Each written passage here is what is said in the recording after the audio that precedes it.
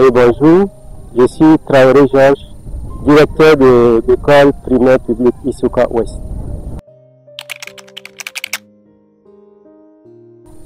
Avec beaucoup d'enthousiasme. Et si vous observez un peu notre domaine scolaire, vous allez vous rendre compte qu'il n'est pas ombragé. Alors, pourtant, nos activités scolaires ne se déroulent pas uniquement dans les salles de classe. Il y a des travaux de groupe qui doivent se passer hors des salles de classe. Donc, c'est avec beaucoup d'enthousiasme que les parents, les élèves et les enseignants ont reçu cette bonne nouvelle.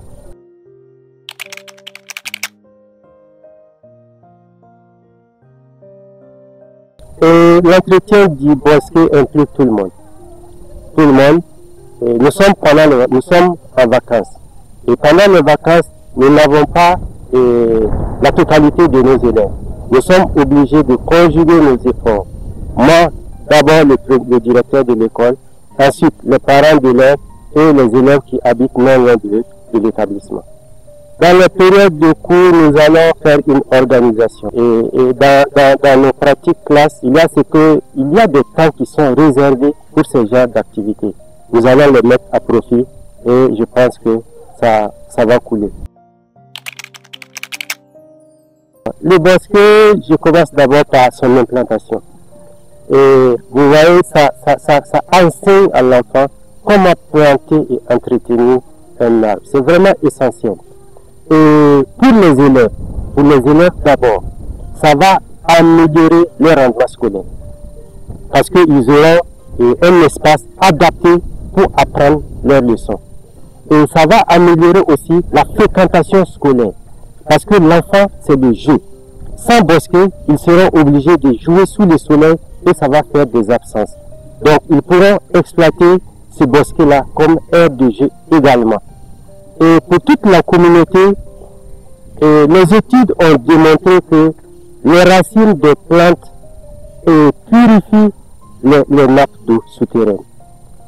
Et en plus de cela, en cas d'inondation, les arbres contribuent à freiner la force de l'eau et à freiner également aussi les vents violents et réduire du coup les catastrophes. Et les mentalités ont beaucoup changé. Parce que nous avons sensibilisé un travail qui a été fait au-delà de l'implantation du bosquet. Ils ont été sensibilisés convenablement et ils comprennent que l'arbre c'est une espèce vivante qu'il faut entretenir.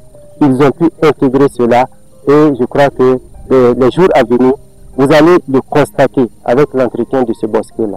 Ils se sont engagés à l'entretenir jusqu'à ce que tous les arbres deviennent adultes. À l'endroit des élèves, c'est leur demander de reconnaître ce bosquet-là à sa juste valeur. Il est très important. Demande aux enfants de le protéger, de l'entretenir. Aux autorités, les autorités devraient emboîter le même pas. Autrefois, on avait entendu une école, un bosquet, un projet gouvernemental. Alors moi, j'encourage personnellement Amnesty Burkina à continuer dans cette œuvre. C'est une œuvre très louable qui, dans l'avenir, va carrément révolutionner, en tout cas, l'écosystème. Je veux dire merci. Merci à Amnesty Burkina, à tous ceux qui ont rendu possible ce projet-là. Et nous nous engageons à nouveau à l'entretenir et à le rendre profitable à toute la nation entière.